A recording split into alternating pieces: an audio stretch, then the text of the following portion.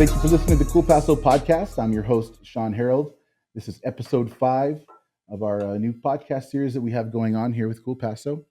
Don't forget to like, share, and subscribe this video.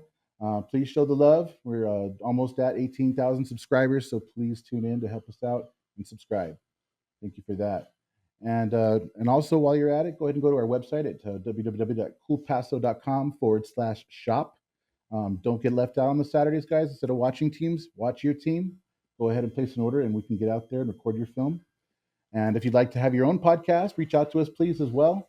We'd love to have you in the studio and talk about whatever pertains to your profession or anything that you'd like to do. But enough about us. Today, we have a special guest on here. His name is Trey Smith. Let's go ahead and give him a round of applause.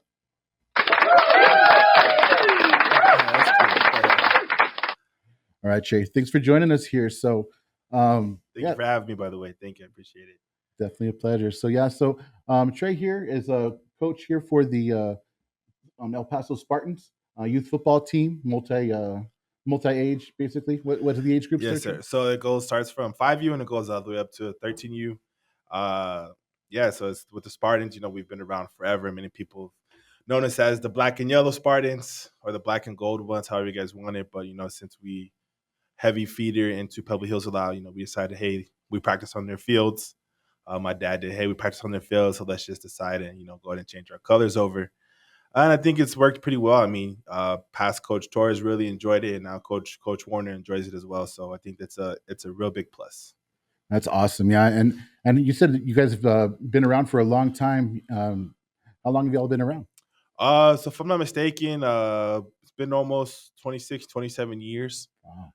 So when my dad first took over, I was about 2 or 3 years old, and they were gold, white, and black, the name of the Spartans, and they were absolutely bad at football, and not just because of the talent, but just because of how many kids they had on the team, and still having to show people how to play football.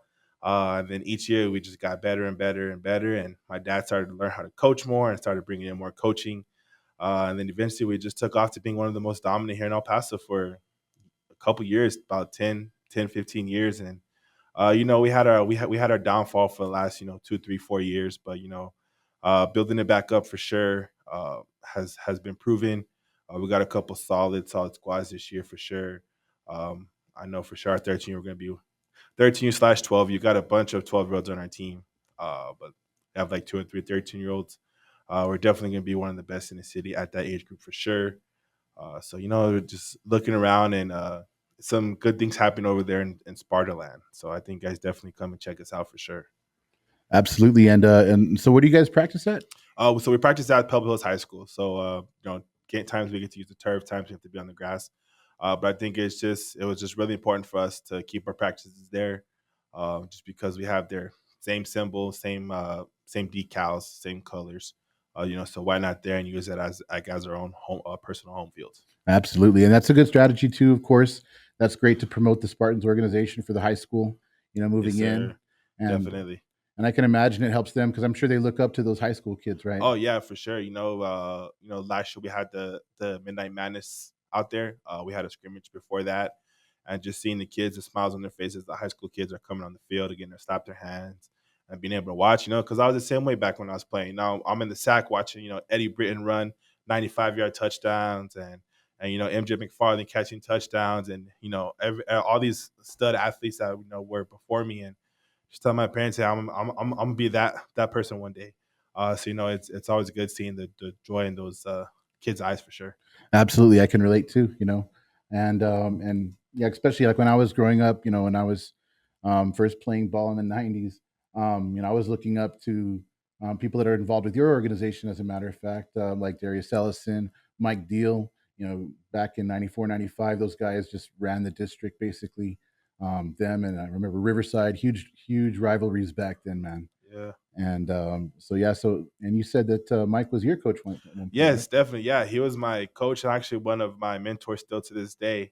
One of my D-line coaches in high school, and phenomenal actually.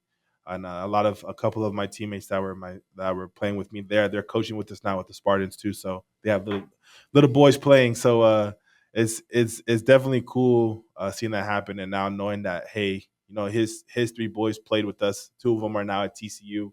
One's on his way to being a D1 athlete for sure. He's going to be a sophomore this year, so he's on his way for sure. So you'll hear about his name going out there in East Texas. But yeah, I mean, it's definitely a blessing having him as a coach, and he definitely teaching me the game of football at my position. And definitely being that mentor for me in general.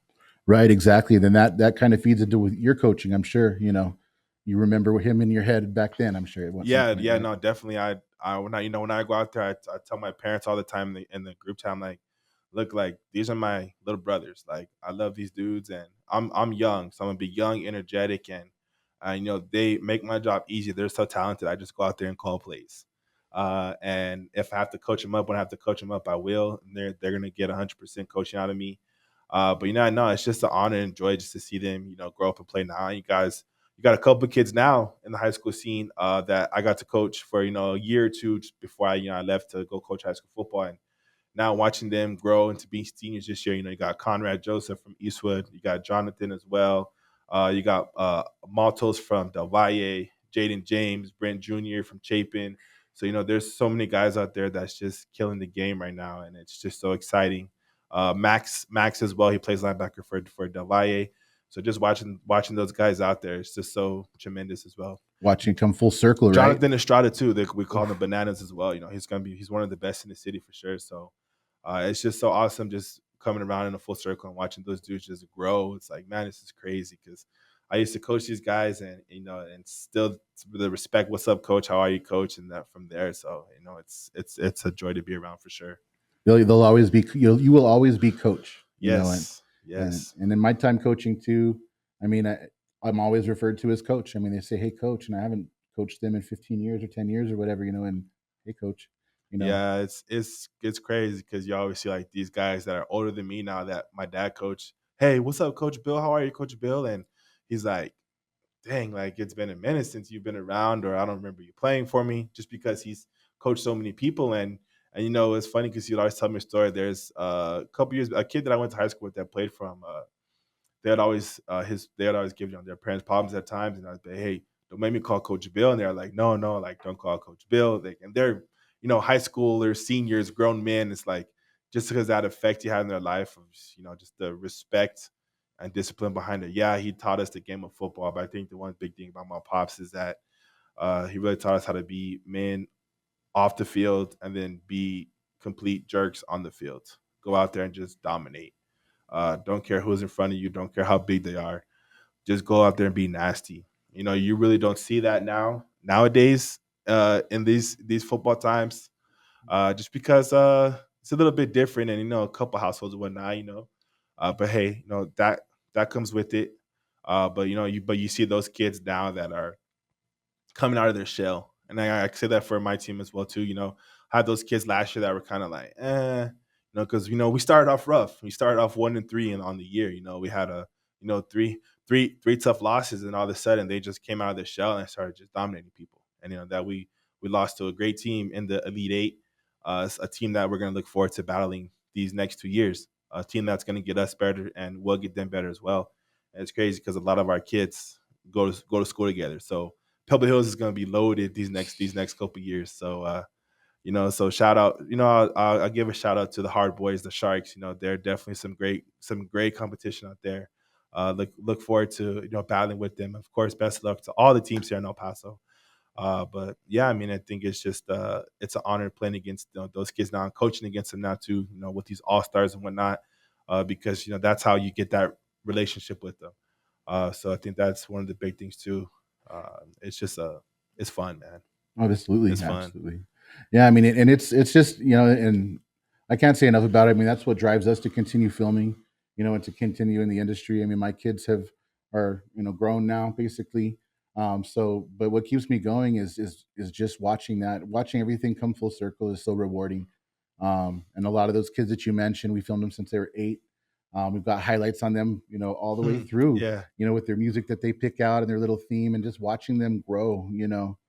They were very knowledgeable football players back then, and now it's just I know they're going to be deadly out there on the field. yeah, definitely for sure. So, But I mean, aside from that too, I mean, 27 years, like that's a long time. And football, like you said, the game is different now. Yes. What do you think has changed the most? Yes, definitely. I would say it's not so much hard nose anymore. As in, like, you don't see teams really just line up and come at you. I could name probably one team right now in the city that's just gonna come line up and run at you, and that's Franny and the Central Panthers. Same offense, hard offense to stop. Never gonna. It's gonna be hard to stop. You have those two, three, four studs. That's just gonna run this. He's gonna run the same plays over and over and come at you. Northeast Raiders, the same thing. Gonna line up in that full house backfield and just come run right at you. Hmm. I think that's something where the game has evolved from that. You see a lot of throwing the ball now, a lot of RPOs, quick games, a lot of screens and stuff like that that you see in the college game now. It's just transferred as the years go on, and you get the bad sides of it too, where it affects off defensive players because you can't hit as hard or you can't hit with your helmet anymore. Of course, we never teach that to hit with your helmet, lead with the crown of your helmet. That's how you break your neck. But even then, if you have your head up and you still deliver a forceful blow, you're gonna look up and there's a flag coming out Hmm. because they think it's gonna be helmet to helmet or whatever. But when it's a nice clean hit, even when it comes to quarterbacks, you have to pretty much put a pillow and blanket down on the floor from now, Hmm. and you can't really finish the sack. As a defense lineman, as myself, that's very sad to see that because you can't. As you taught to finish your tackle all the way through to drive them all the way to the ground, but And now, we had to run laps if we yeah, didn't. yeah, and you can't do that anymore. It's a famous slogan my pops has always said: hit, rap, and drive. Three things Hmm. you do in football: you drive them all the way to the ground till you hear the whistle. But nowadays, you get flags coming out. That's different if you get up and celebrate or whatnot. Those I get. Like unnecessarily, of course, those flags are deserved. But if you're just playing football, you can't really control that, especially those bang bang plays. Hmm. So I just think the game has changed so much, and I hope they kind of down back on it a little bit, just because I don't want it to get so soft because football is a violent sport, and Hmm. you can only be violent so much without getting a flag every play. Right. So and that's something that you gotta just get used to. Right. I mean, and basically, it has changed a lot. I mean, and some of it's for the better in some ways. I mean, because I got to remember going to 2 days in high school, we were True. not allowed water. He said water was for the weak. You take a water break when the whole team takes a water break. Kids are out there having heat stroke and stuff. And he's telling them to pick up and keep running, keep running, keep running. And it's 100 degrees outside. That's not okay, you know? Yeah, Um, definitely. Running stadiums in our cleats, Yeah, full pads. yeah, Um, yeah. That's not fun. And I can't speak for it because of course I wasn't around then. I was still swimming around a little bit in my pops, but but yeah, I mean it's crazy because he's from the East Coast in Jersey, and he was telling me snow, sleet, whatever it is, if it's not lightning, they're out there playing. And and my papa, which is his father as well, he's I could see my dad in him, and I can see myself and my dad. So it's like trickles down, just the toughness that comes behind it, because you gotta be tough, but you gotta have a heart. As some of my former teammates with the Spartans way back when, 10, 12, 15 years ago, uh, we always tell my dad, like, man, like you got soft. Because before it's back then, it's you're able to grab the face mask and yell at the kids because the parents want that to happen. The parents allow that to happen. But nowadays, and sorry, I don't want to hurt nobody's feelings, but you get these parents that are just soft nowadays, mhm. where if you yell at their little mijo, you look up and then now they're in your DMs, like on the group chat or whatever, like, hey coach, like this and this, but it's like, well, it's football. You have to be able to be tough on them. So we yell and we coach them up at the same time. We're gonna praise them if they do something awesome. If they do bad one play, we're gonna get on them, but then the very next play, we're gonna praise them up. And that's how we do it. I'm 28 years old, and my staff I have, they're all older than me, but I hold them to accountability. Like if you guys are gonna get on someone, get on them. Don't cuss. Don't cuss at the kids. That's one thing that we don't do Right? as an organization. Yeah. We don't cuss at the kids. Nothing against people that do cuss at their kids, their team. Something that we just don't do because there's no point behind it. What's the point behind it? You can say everything you can say without cussing. True. I may hurt people's feelings, piss people off. I don't care. It's just that simple. There's no point behind it. And before my life changed around, I was one of those guys that just, I didn't care about what I said. But when I started to realize it, it could almost be a lot worse when you're cussing at the kid because they could take it the wrong way. Right. I mean, when you're around kids, I mean, just imagine your grandma's in the room, you know, like you don't Right. want to, don't you like you wouldn't want to disrespect her. Why would you want to teach those kids to be disrespecting others? You know what I'm saying? I mean, so I mean, we all, you know, if I ever one word slips out, I look around, you know. So I Yeah, mean, and you know, then get that's used to it. something I tell them, like, yeah, you know, like if you slip a word, that's cool. But when it comes consistent, then that's something that we don't fly. Like that just Hmm. doesn't come with. And even our kids, if something slips, we'll discipline them. But if it's consistent, we'll let them know, like, hey, this doesn't fly over here, and if you don't like it, y'all could bounce. It's that simple, Hmm. because this is how it's going to be ran. So we have built this back up. It's been 4 years. We started in the slums. We had to come out the slums from when my dad took back over again. We had to build this thing back up, and now we're getting to where we want to be at. Parents are starting to let us coach their kids. They're starting to just to stay back. They're starting to bite their tongue and get out of and their pride, put it away, and they're letting us coach their kids. That's how we get back to be dominant. Why? Because you don't have these coaches here in the city. My guy, they don't. Not everyone knows, how to coach the game of football. And Right. I'm not taking no shot at anybody, but there's those guys that just and I might come out as a bad guy, but you know what? I'm not. There's no shot at anybody, but there's those guys that they see this kid play from a different team. Hey, I'm gonna reach out to him. Come on over. But then you don't know how to coach him up. You just call plays. Well, you got to be able to coach him up. I know I said I call plays earlier, but I coach him up. I delve into. I understand how to read a defense, how to do this, how to do that. But you have guys and they take credit for it, and it's like, well, you can't coach. You don't know how to coach. You just yell at the kids. Right. That does no good. They have to understand what to do, and it shows because when you get these teams, again, no shot at anybody. When you get these teams that are loaded up and we're full of talent and they're winning rings or chasing championships, as what I like to call it. Now you get those teams, like I mentioned, the Hard Boys, where they started 6, 7 years old and they stayed consistent. You get those teams like that. Like there's Hmm. teams like that they started young and they've played together. Right. Same thing like that. Like they don't leave to go chase championships. Right. And that's one of the biggest things is they leave. Parents leave to go chase championships. Your kid doesn't play, and now you look up and this kid that they were in front of over here with the Spartans or that they were dominating, now that kid's in front of them starting, getting scholarships in high school, and your kid's on the bench, and then you wonder why. What's going on.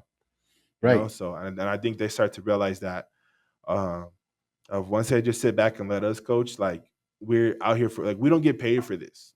It's a volunteer thing. We're volunteering, and because we love the game of football and because we love to give back. I love to give back to the kids. I want to give back to them because I had that as well. Not as much, but I had that. I'm 28 years old. Like I said, I'm young. I want to give back to them. I want to be that close relationship with them. So Right. And I mean, in those, and a lot of parents, I mean, it's tough because you have those aspirations. You say, no, my kid has been a quarterback ever since, the beginning and this and that. And they get to middle school and the coach is like, well, you're a receiver. I And would say more high school. I'm and sorry to cut you off. I would say more high school because middle school, if you go, hey, I play quarterback. Okay, cool, go play quarterback. Middle school coaches can't coach here. some That's of why. them, That's yeah. it depends depending who they are, right? Because you got those guys that they may coach on the high school staff, but part of their secondary job is coaching middle school. Right, right. So yeah, you get a lot of guys like that.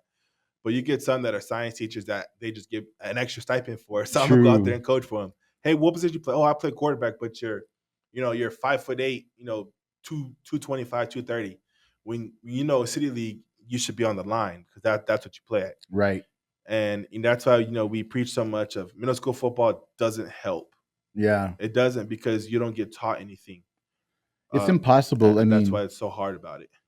I was a teacher here in El Paso as well. Hmm. And I mean, you just watch the kids go from basically they're like, okay, we got first day of school. Okay, tryouts are Monday.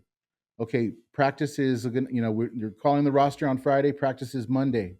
Our first game is that first Saturday, Hmm. and they've only got 7 games. And by the time these teams are starting to develop, it's Seasons over, over. right? You know, Right. and any little tiny rain, anything like that, of course, the schools usually cut off practice too. Right. So if we have a rainy season like we're having right now, a little bit, I mean, these kids hardly get any work in. Right. And then that's funny you're saying how they start to gel. That's where it comes from, where you have these city kids that they don't have to jump because they just give them the ball and let them just go play. Mhm. Especially if they're all on the same team. Like I know for sure, like the Puente 7th grade team, they're gonna be freaking loaded. You got kids from my team, kids from that Sharks team, a couple of kids from Prolific that I know that's gonna be over there. That's many the just not very many 12U teams here. Right. They're all gonna be over there, and that's gonna be a dangerous team. Right. You know, you got Sunridge and a couple Northeast schools or East Side District schools that's gonna be good, but Yeah. that's gonna be one of the best teams in the city. So that's one of those things of like those kids. It's crazy. Those kids don't need coaching. They just need to get the play call and let them just go play football. Right. Exactly. And that's the way to go. And that's the way they're going to be. You know, I mean, I remember some of them. I mean, some schools have, 3 running plays, 3 passing plays, 1 defensive set, and they're like, that's all we can teach them in the short time we have with them. Mm-hmm. Yeah, And I mean, because so you don't get those 2-3 hours like you do high school practices. It's you can either practice in the morning for middle school or practice after school. right, and they're like a lot of the coaches in the high school want the middle schools to follow, but the middle schools are like, how I'm supposed to teach these kids that whole playbook in this tiny little window that I have Mm-hmm. basically a month and a half, and I'm done with that season's over. Right. So it's tough. Middle school ball is just tough like that. Yeah, I could say from my experience from when I did coach, those 2 years out there in West Texas, where I was one of those that my first year I was the head O line coach for varsity, but at the same time I was out there calling plays for the 8th grade football team. Hmm. And so my boss, which was the head coach, he was like, "Hey, teach these kids these plays, but keep it simple. You know, Right. don't make it too much, but so they understand our basic plays whenever they come up there." Right. And of course, they're 8th graders, so I opened it up a little bit more Right. of what they were learning, of what we were learning, then. And then same thing the following years. It's like the same thing, where it's like it's a new offense coordinator came in. We got to teach the kids same thing again. So it's just consistently adjusting, and you have to love the game in order just to really just buy in like that, Hmm. and don't just do it because hey, I got a ring, I got a championship, this and that. Okay, but now the kids so now so you're just a one team wonder. You're gonna stay with one team and then not coach anymore. It's like, what's the whole point of that? Or you're just coaching your boy, having a bunch of daddy ball stuff, which you see that a lot now here in El Paso too. Absolutely. Is daddy ball, daddy ball, daddy ball. If you're the head coach of the OC and your son is playing quarterback when he should be playing on the line, there's a reason that's daddy ball, or he's playing running back when he should be on the line, or he should be playing tight end or something like that. That's daddy ball, and people get tired of that here in El Paso. Yeah. Of course, people are sensitive too, but at the same time, they got to realize if that kid's the best running back or the best quarterback I have, as a coach, I'm gonna put him back there. You may say that's my son, I'm gonna put him back there. Yeah. Me, for instance, perfect example. I was a quarterback, for my dad's team when he was coaching, when he was coaching me. But and he tell me, he's like, dude, if there's a better quarterback than you, you'll be playing tight end. You're Right. not going to be quarterback. But I was the best quarterback out there, so I played quarterback. I was slow as dirt, but I played quarterback. And the same thing for defense. I played defensive line. I say if there was someone better than you, you'd be out there playing. But there's no one is. Right. So that's one of those big things as well. Right, exactly. And that's tough too. I mean, and then some schools, populations are bigger. They have a bigger pool of people to choose from, while others, like just um, are loaded. Like, it's like Pebble Hills will probably be loaded. Eastwood Middle's usually loaded. Yeah. But like schools like Riverside, like even just on and on, and we can go like a lot of the little guys.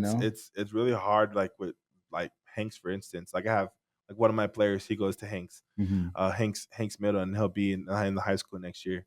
And it's one of those of you're talking to his pops. It's like they only have one feeder school, which is Yeah. just Hanks. So you can't get much from that. As to Pebble Hills, you have Sunridge, you have Puentes. I think you have Hernando. Hernando goes to El Dorado, but you still have those couple other schools or those kids set to go to El Dorado because they live close in that area. They just go to Pebble Hills. And there's a lot of borderline areas on the east side where you have um, basically you're in both Hanks and Eastwood territory. Yeah. So like a lot of the kids are going to Hanks because it's new, and then they're going to transfer to Eastwood. Yeah. And then so that's where Hanks, they lose people to Eastwood too a lot, and it's just tough for them. So I mean, I A went lot of to. it's sports purposes too, Mhm. because you don't really see Hanks excelling in with like the female sports, basketball, softball. wrestling, they dominate in those sports. Band is amazing there. They're And always the best in the city. yeah, and then you go to Eastwood where they dominate football, boys basketball. They're good at soccer, so Wrestling. wrestling too. So it's those are the things where it's just like a hit or miss of where they want to go. I know people that will travel just to go to a school for sports purposes. So I think that's not this like how these parents see. Back then it's you're in that zone. You have to go to that school. I was recruited to go to Americas, like by the coach that was there at the time. Wow. But it was one of those where I don't live in that zone, so I can't go there. I'm gonna go to El Dorado. Right. So I stayed at El Dorado. Awesome choice, best choice I made. I mean, I loved it there, grew there. Uh, but yeah, I think just in general, going back to the football stuff, I think it's just important that these coaches got to realize, man, you're not doing it for yourselves. So all this arguing and complaining and all this you're doing on social media. It's okay to crack a joke or two, but this going back and forth and the parents going back and Mm-mm. forth is like, are you trying to live through your kid, or you want to see your kid live and prosper? Right. I mean, and it does go long term. I mean, the things that we talk about, we talked a little bit about it like when I was in youth football, and when you were in youth football, things like that. We remember that forever.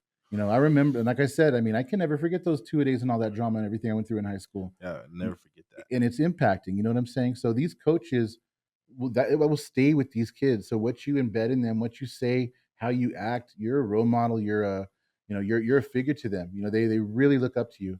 And like you mentioned, you still have kids that that are grown, that are coming up to your dad, and they don't want him to know about anything that bad may have happened, because they'd be horrified if he saw them in a negative light. Right.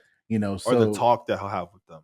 Because mhm. I wouldn't see so much like a negative light, like upset, but it's just more of like discipline behind it, Disappointed in like discipline. like discipline of like, okay, this is this way, and they're like, well, no, don't go tell Coach Bill. And now it's like you hear that now where parents like, oh, I'm gonna go tell Coach, like, no, don't go tell Coach Trey, because they know that, like, I'm young, but I've learned from my pops, Coach Molina in high school. He was my defense coordinator. Coach Deal, Coach Altaf. I learned from them. It's like you got to be able to learn how to teach young men that's going to turn into grown men, that's going to have their families one day. It's going to be husbands. Hopefully, they're all going to be husbands one day to women. So it just depends. Yeah, like you said, it's Just preparing them for life and for the field. You know what I'm saying? And on the exactly, field and off the field. exactly. And it's really so. I mean, basically, these kids will remember those moments and they'll take them with them. So keep that in mind, coaches. Please, just you are the role model. You are the face of the organization, and these kids, you're everything to them. And you don't think you really are. And I mean, and I understand the passion is big, and sometimes we go off, and that's okay. But I mean, directing it at the children is a different story. Yeah, and I just want to say too to the parents or any of these other coaches, y'all may feel some kind of way against me. I personally don't care, because I'm speaking how I feel, and because I've been around long enough to understand, like, because you lose or because your kid loses games doesn't mean he's not becoming a better football player. Go to somewhere that they're going to coach your kids. Yeah, everybody wants to win. We want to teach our kids to win because we're all competitive. But at the end of the day, are they getting better? Did they Hmm. have a better practice from point A to point B? Where they did they exceed from June when spring practices start all the way till November, December when the season ends? Did they improve? Is their game getting better? Hmm. Did we win the games that the amount of games that we want to win? Did we get to that championship? No. That's part of football. It happens. You see the best teams all around that. They have those years where they have great players, but they don't succeed because teams are just better than them, just flat Hmm. out better than them. And that Right. happens in football. You're gonna have teams that are just better than you. It stinks, but it is. But Yeah, and it's one of those where you could just take it to the chin. I took it to the chin twice last year. Same team beat me twice last year. Blew me out twice last year. How, first game straight blowout. Second game we had them on the ropes in the first quarter. Made a mistake. It's a blowout from there. So that's one of those where it's. But did my kids learn from it? Did they come back hungry? They did. You can see it in their eyes. They're coming back hungry. Kids that came in and joined their team, they're hungry for it. And that's one of those things that I try to preach is like y'all want to. I asked them, you guys want to be on varsity? Like, do you guys want to get scholarships? So, but you guys have to love the game. You have to do work outside of here. Go get a trainer. Oh, by the way, I do personal training. one-on-one training with lineman skills, quarterbacks, whatever you guys want to do. Hit me up. Trench Mob Academy. I'm the best in the city. Hit me up. Uh, but it's one of those things of like if you want to get better and succeed, you got to do stuff. You see these guys in East Texas, Central Texas, California, Georgia, Florida, the East Coast.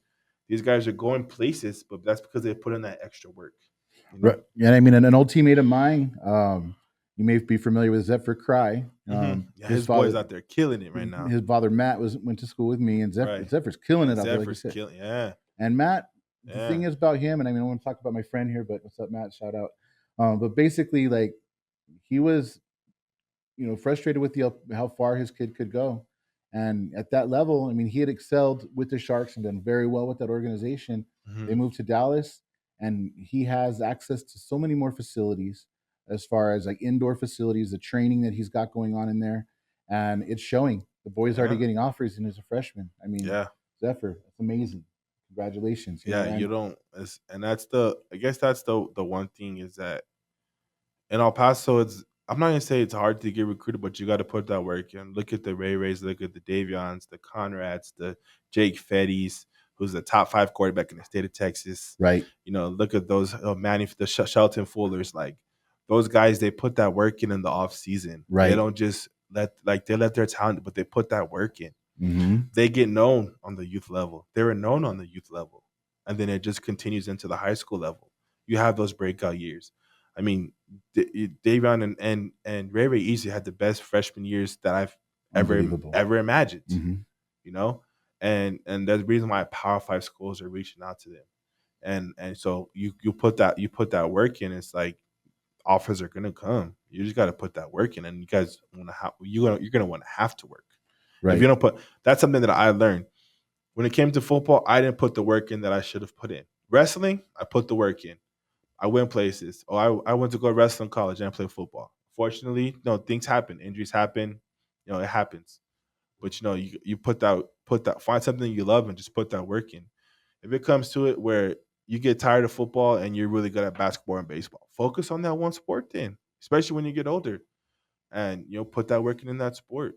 You see it grow. I mean, look at Kyler Murray, Jameis Winston, Russell Wilson, Tom Brady. They're 2-sport athletes and they got drafted by both. Right. So it's possible to get Jameis Winston. It's other. You get the possibility is high. Absolutely. They're watching. Trust me. I mean, and that's why you got to order video. You got to have video out there.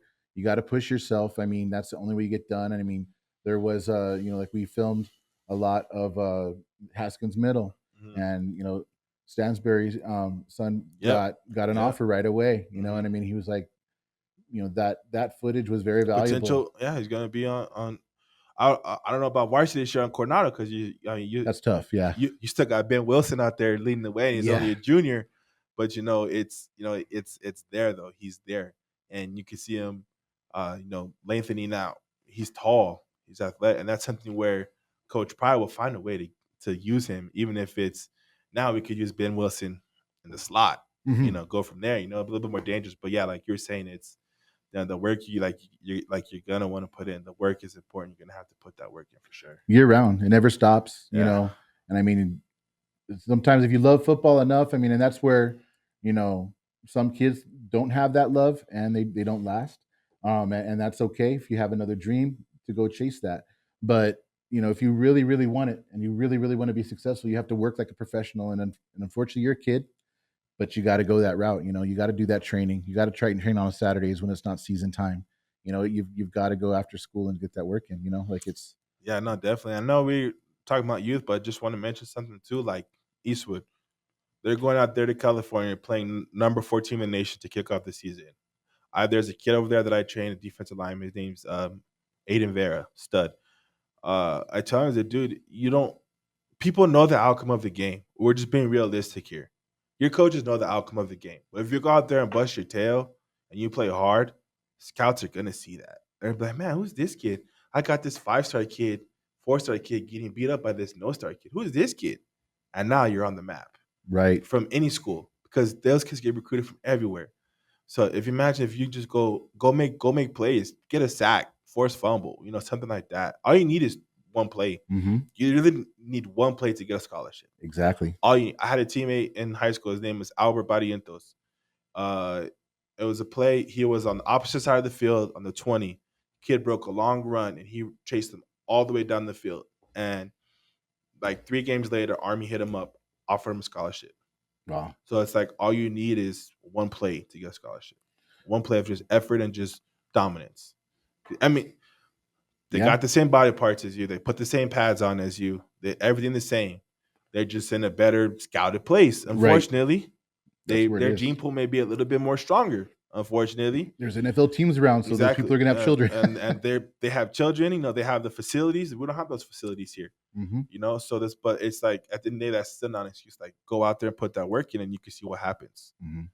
So, you know, and that's why I applaud Coach Lopez for that. You know, people may have dogged him for, you know, going out there getting kids hurt or not. If they go out there thinking they're going to get hurt, it's going to happen. But if you go out there and play football, let your stars go out there and play for, you know, a quarter and a half, then yank them. Right.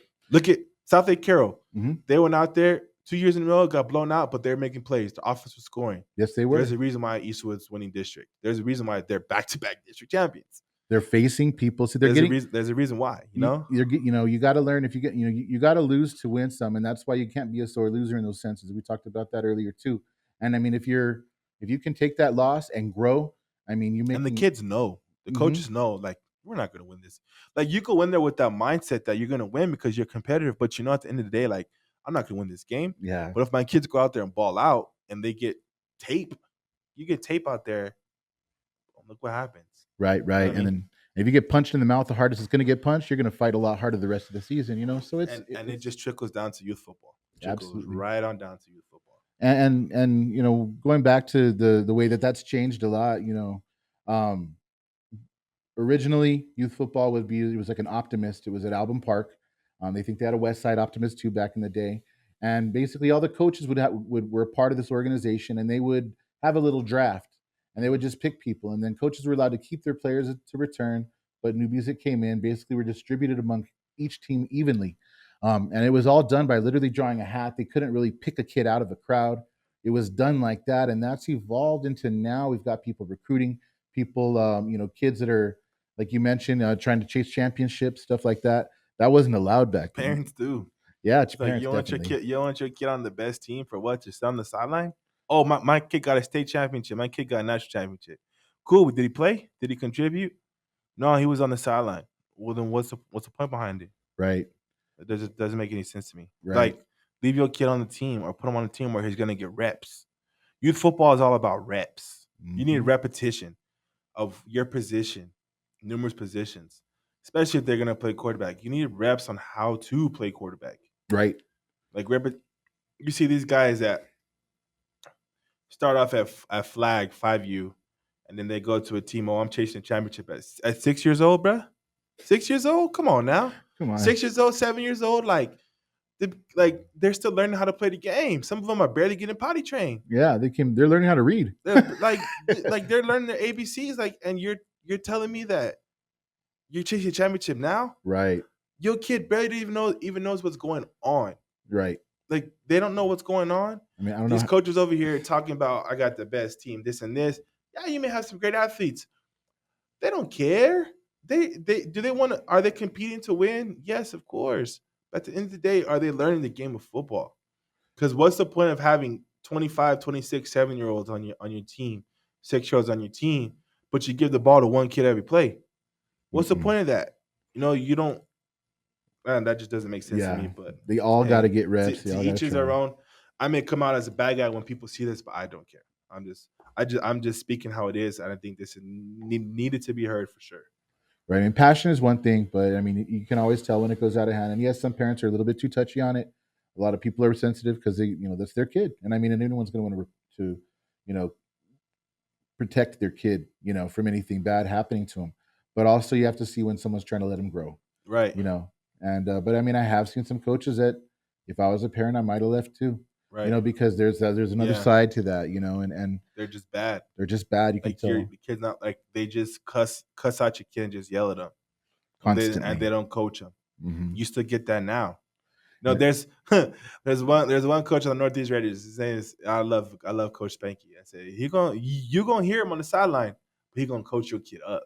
Right. There's a difference of using language, but he gonna coach your kid up. Well, like, and one thing too, and if you're gonna yell at somebody about something in the heat of the moment and the frustration, please follow up with action and show them how to correct what you just yelled them. And Because if then you praise yelled at him. them like you should know this, you know what? Maybe they didn't do it correctly because they didn't know it. And maybe if you just said, "Hey, you did a good job getting hustling, but hey, you totally missed the play," I catch myself, and it's you crazy know? because I catch myself now, especially with the kids that are coming back that they know my offense. It may tweaked a little bit, but they know my offense. I'm like, dude, we did this all year last year. What are you doing? And I catch myself getting upset so early when I Hmm. got to remember, let me dial it back a little bit. Right. Let me dial it back because we're still in workouts. They're moving up age groups. They got to, do this and this. The concepts may have changed a little bit, have gotten more diverse because we're getting older because now in 2 years they're going to be in high school where they have to know these concepts. Right. And I mean, and as a teacher, I mean, you teach so hard in the fall. You go to Christmas break, you come back in the after Christmas I know, break, trust me, I've and been the there. kids are lost. They don't even remember where you left off. What topic we were on. You're basically reteaching the first half of the year for the first few weeks to where they finally get on the level to where they understand. So if they're playing football and the season ended and they had a gap and they didn't have a person, they didn't weren't going to trainers and stuff like that.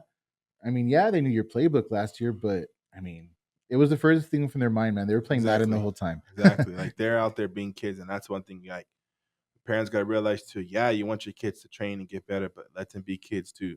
Right. Let them do other sports. Don't just do one sport year round. They're young. Because you may get a kid that's decent at football, but then you put them on the baseball field or the soccer field or the basketball courts, and they're a whole nother level out there. They pick it up way faster. I mean, Michael Jordan didn't even really play basketball much in high school. He was a baseball player. Right. So that's one of those of you got to realize like they maybe excel at that sport more.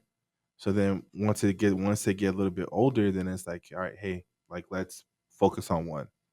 Exactly. And then because that's what these I mean, you still get these 5-star, 4-star athletes that they're good at both sports, so they focus on both sports and they're dominant in both sports. Right. But you may get those that where they're decent at mediocre at one, but then they're studs at the other.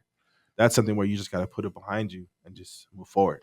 Right, right. And I mean, and I think El Paso football. I mean, it's a shame some people move away to look for other places and opportunities to try to chase that for their kid. Because right here in El Paso, I mean, the game has changed so much now. I mean, with there's different leagues right now. One Right. of them, some of them play out of town, and that's kind of going on the same lines that we were talking about. Coach Lopez and Eastwood, they're going out of town. They're going to play somebody that they're never going to play for the rest of the season, but they're going to feel that You're competing that against them, yeah. competition. And Yes, I know we're talking about it. So there's I think there's 4 leagues here I know. There's Taifa, which is the state of Texas. And then there's AYF and Tiffle. They're kind of like combined, which is Tiffle's like a new league this year, whereas 13U and 12U right now starting off, but I know they're combined. And then you have Dream League. right. I know a lot of people they dog Dream League. Unfortunately, it sucks, but until the people as a league make a change, that's 100-yard fields, better fields, whatever. I mean, you have those coming. I'm not gonna dog someone's league like that because that's just not in me. But I respect everyone's league and their decision. But yeah, you got those 4 leagues. Taifa, you don't travel until you get into the playoffs. And when you travel you'll play against West Texas teams because they're in your region, and then once you reach state is when you go to wherever they have it at. AYF and Tiffle, you get guys like you may travel, or you may get teams that come travel to you. High school fields, refs are really good. Mhm. Things like that. So I think that's something that some people should look into. But and then of course this year for the city they have 13U, Nice. which is a 13U team. I know right now they have like about 5 teams interested right now. If you guys hear this, you guys come out and join the city league for sure. Uh, especially if you guys don't want to travel, parents don't want to travel, and it's not because of the competition. Some people they just can't afford it. Stay in the city. Join the city league. It's fun. You still get to compete for a championship. Still get to grow. At the end of the day, you just want to get reps. Right. And it's all about the reps. And I mean, and one way I kind of tell people I've kind of explained the different leagues to some parents that maybe they had a kid that had never played before. Maybe they're not starting them from small, 8 years old. They missed a couple years, and I'm like, well, in that case, I'd probably recommend the Dream League. Right. You've never played Yeah. ball before? That's a great development league in Or the that spring. sense. Or the spring. The spring league with Dream, do that Yeah. because and they have. I know you mentioned the fields too, but and so does Escalante Park. But recently, just in this last year, they've been digging those fields up and relaying the sod and That's getting good. those things. So That's they good. are working on them. I know that he's working with the city of El Paso on That's that. good. So that's better. So I see that as majorly development. Yeah. And helps. and I do see some powerhouse teams come in and try to beat up on the Dream League. They don't really like that. Like they like it being a development league. I think that's really what they kind of more pride A themselves in. developmental league, right? And if once you get a few seasons under your belt with them, then you can step up and compete with Taifa. Go from there. And if you're really at that level with Taifa and you want to start seeking out, outside of El Paso, then step into AYF and go in there and hit that travel too, or Taifa travels too. So that's kind of how I break it down for him. Yeah, like I think it's really important you get some, especially if you're no matter what league you're playing, you get some real good preseason stuff. right, Find teams to travel against. So like we're gonna get some good bump in the beginning of August here locally. Play against we're gonna go against the Sharks, the Hard Boys team, which is good for us. And right, then get some Northeast Raiders as well.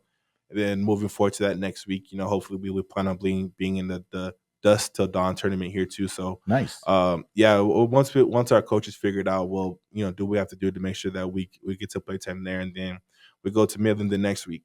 So we like to get some good competition in, then take a week off, and then September hit it hard again. right. So it's just constant looking for competition for the kids to get better for sure. And they'll be pretty polished by the time you hit September time. Yeah. You know what I mean? Definitely. And that's definitely huge. And again, reps, getting that work in, Repetition. Exactly.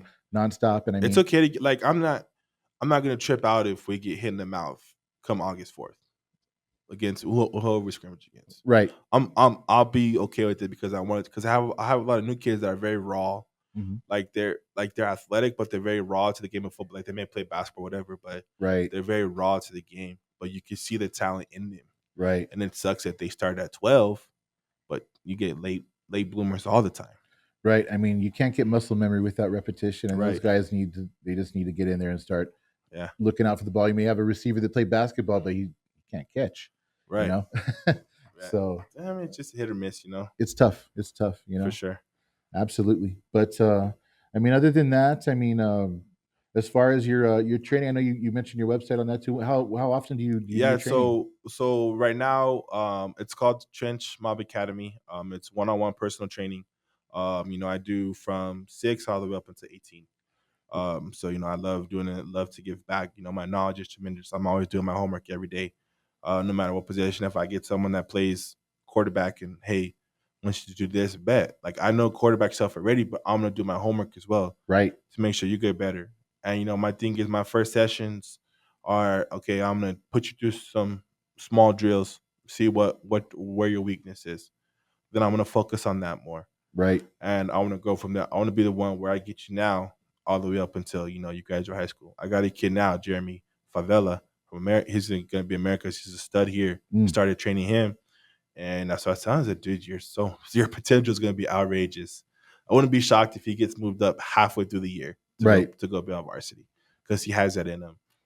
And it's a pleasure training him. I got Aiden Vera as well. My nephew Anthony Asensio from Pebble Hills High School as well. Mm-hmm. He's looking at being one of the starting guards this year, Nice. transferred from Franklin. So, and I got a couple guys from youth as well. So it's growing. It's a little bit tough during the week right now because of work, but on the weekends is when I really hit it hard. Saturdays and Sundays. So if you guys ever want to know, just hit me up.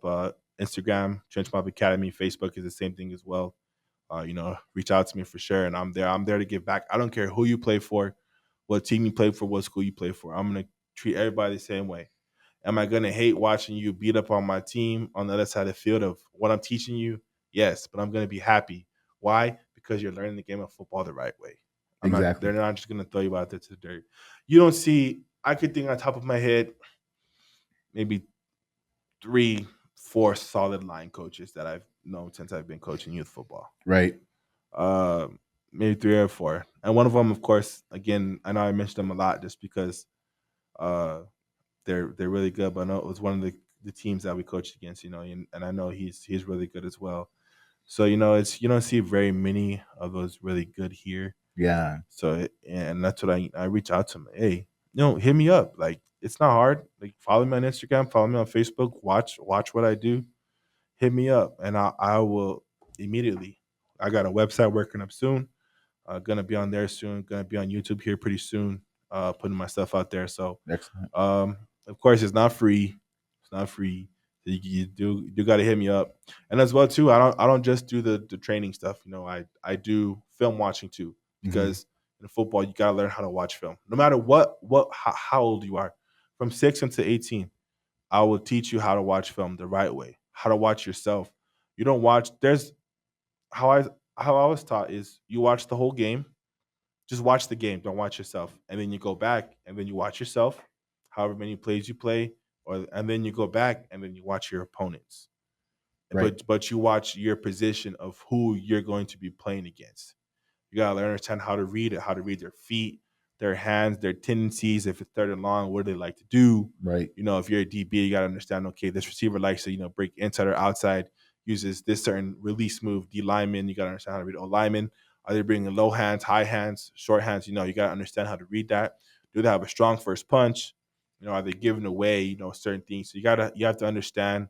And then and vice versa, offensive lineman on the other side of the ball, how's their get off? Right. Are they explosive? So it's That's one. everything. So it's one of those things like how's their hands? Like what's their go to pass rush move? Right. So that's something where you really got to understand. If it's third and long, they're going to be in wide nines and they're going to come at me. What's their first move that they go to a lot? Whether it's a one arm bull, whether it's a double swipe, whether it's an elevator, a chop, whatever it is what are they going to see? Well, like what am I going to see first? That's something that I teach because I really watch film a lot. Right. I Right. watch film a lot and I understand the game more. I watch podcasts. I hit up my coaches, my I watch stuff because I want to learn how to get better. Right. Right. So and that's what's a lot of work is. You got to the people don't understand like the work you do outside of whether it's training or just coaching. Like I literally stress myself out because I want to figure out how am I going to put my kids in the best position to succeed. I Right. talk to my wife all the time. I call my dad all the time. How am I going to get these guys where they need to be at, where I know they could be at, where they got to understand you could be anybody that you want to be. Teams, when teams see the Spartans, they laugh at us because we used to be the laughing stock of El Paso. Right. Whenever my pops first retired, everyone dipped out. Things happened. Mhm. We became the laughing stock of El Paso. Coming back, still the laughing stock. Now it's like, okay, like these dudes are gonna come at you now because they're getting better. Right.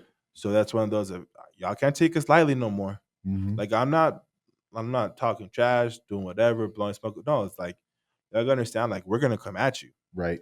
Win or lose, for 4 quarters, we're gonna come at you. Mhm. And y'all gotta be ready. We're gonna be physical, we're gonna be fast, and we're gonna come at you.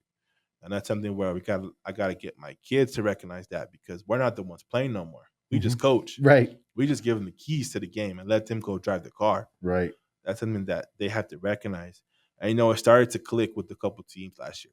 Right. Our 9U, for instance, started off bad, which is my dad. Now they're 11U. Started off bad, lost games that were close that they shouldn't have lost. Think about like a margin of like 20 points in total. They lost like 6 games, 7 games. Right. Games that they shouldn't have had a punt go backwards. Had crazy stuff happen. Yeah. Uh, and stuff like that, but they never stopped playing. Only one game they quit, and that was the first game of the year Yeah. where they really just stopped. Where they just weren't. They didn't quit, but they just weren't playing. Yeah. They quit in their mind And then basically. and then you just see that progress each week. 7U the same way. Easily should have made a playoff run. I mean, they lost first round, but same thing. They were there, but just mental mistakes happen. Right. Where it comes from the coaches and the players. That's something you can learn from. Right. 5U the same way, playoff team. We had 3 teams make the playoffs. Only one team didn't make 4 teams. Only one team didn't make the playoff, and that was our 9U, unfortunately. But they're right there. Right. 11U the same way. Start off like I said. Start off 1-3. Took a lost 12-6 against the Rams our first game, Yeah. and they thought they were going to blow us out. Lost 12-6. Tough game. Second game, played the T-Birds, beat the T-Birds. Third game, lost a heartbreaker to the Panthers on the last play of the game. I keep forgetting his name. He's number 20. I can't remember his nickname that they have for him, but he's a freaking monster. And he beat us by himself. Literally, the quarterback. He beat a lot of teams by himself. Yeah. So he's like that. And of course, our fourth game was against the Sharks. Wake up call. We needed it. Yeah. Came back our fifth game against the Raiders. Dogfight game. We had 3 touchdowns called back that game. So it turned into a dogfight. I bet. But won that game. So that got us. And then we're just blowing teams out after that. Just everything was just a blowout after that. Yeah. Playoffs, first round. Crazy game against the Panthers. We were down by 18 points, came back and won. Wow. Oh, we were down 21-0, came back and won. So it's one of those and then of course, second round we ran into a freaking dog of a team in the Sharks. First quarter, they come out, they score 7-0. We hit a deep pass, a wheel route up the sideline on their side. Deep pass, got tackled like around the 35, 20-yard line. Ran same play 2 plays in a row, break off big plays. And unfortunately, we called a play to run a curl in the end zone. Kid was wide open in the end zone. Quarterback handed the ball off. Guy hit, fumbled the ball. But what happened? And after that, they just took off after that. Right. And all kudos to them. They're a very, very well coached team. Shout out to Tootie Madas and his staff over there. Very, very well coached team. So that's just one of those things that you just got to teach. You just play 4 quarters. Right. For sure. Exactly. I know I might have kind of got off topic, but when I start going, it's just like things just come up, and you gotta give respect where respect is due. Yeah, that's one thing I do. If we may have so quote unquote beef, I'm not gonna have beef with you, bro, over youth football. Right. Youth football, come on, man. That's yeah, exactly. I mean, like I said, it all comes down to the lessons we're teaching the kids in the long run, right? So, because it stays with them forever. But yeah, man, it's definitely been a pleasure having you on here, man. I mean, yeah, definitely. One more thing. If you guys don't, I do help run the high school football insiders page. I don't have high school football, and our focus is just high school football here in El Paso. Our main focus is varsity, of course, but we still trickle in the sub varsity levels. But our podcast is going to start up soon here, and we're gonna kick off that here beginning here soon. It's going to be a fun year this year for high school football, I believe. 6A is going to be a toss-up, in my opinion. I got Coronado winning district. I just think they're going to be the most loaded team this year. They're going to be athletic. Coach Pry has done a great job over there. I used to coach against him all the time when he was at Franklin. He's done a tremendous job over there. Got a young squad for sure. Some up-and-coming teams for sure. That 1-5A D1, I got America's winning district. America's in its El Dorado. And then I think it's going to be the best district in the city this year, which is 2-5A. I got Del Valle winning it for sure.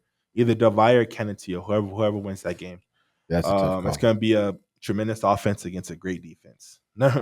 Top 3 defense in the state. Yeah, I'd say so. But you got the best quarterback in the city, top 5 quarterback in the state. Can't stop. And then you got a Utah commit out there. Man, Del Valle's gonna be nasty. Yeah, and I give credit to them, man. But the thing is that, and we were talking about a little bit the other day in our chat, is can they get over the hump? Can they get over the dominate the city, first round playoff, get blown out by a team that's 4-6, right, 5-5, 3-7, because there's those 14 districts. Right. Can they get over that hump? Last year, there's no reason they should have lost to Amarillo Tascosa. But when you face that triple option offense and you get down, they're just going to eat the clock. That's right. Like things like that, like you can't lose, because I think like 3 years in a row, they've lost, home games like that. Right. To where, you can't let that happen. So I think that's something that you really got to look for in DV this year. Can they get over that hump? Right. And all these new coaches coming in, new schools, how are they going to do? I'm excited to see how Recorder's going to do at Riverside, at Bel Air. See how he's going to do, all these coaches taking over. So, it's going to be exciting for sure. But yeah, I mean, we'll be dropping here pretty soon on the podcast. I'll make sure I'll give you guys a shout out for sure for having me on here, because it was a pleasure. It was fun. Definitely would love to do it again. Maybe talk about something else for sure. It was fun for sure, though. Absolutely, man. Thank you for and also, I mean, the season's coming up, guys. We got that tournament coming up as well. Please call us. We'd love to be a part of it. We'd love to film your season for you. We'd like to be out there so you guys can study film and learn about the game. So please order your game at coolpaso.shop. But that about wraps up our episode here, our episode 5. Thank you guys for watching, and we'll see you next time. Yes, definitely. And don't forget, people that are watching, there's no hard feelings to anybody. I speak my mind. I still respect everybody the same way. I may have said stuff to hurt people's feelings. Don't take it the wrong way. But that's just how I see it now. But hey, like you're saying, thank you for having me on here. It was a pleasure for both of you guys to bring me on here. I loved it so much. I enjoyed it. I'm looking forward to you guys dropping some awesome content this year for sure. Cool Paso, the best here in the city. Check them out. He was the guy before he went to heaven. I knew what pushing P was before Gunna even said it. Hey, she zero taught me keep my weapon and never trust a new door.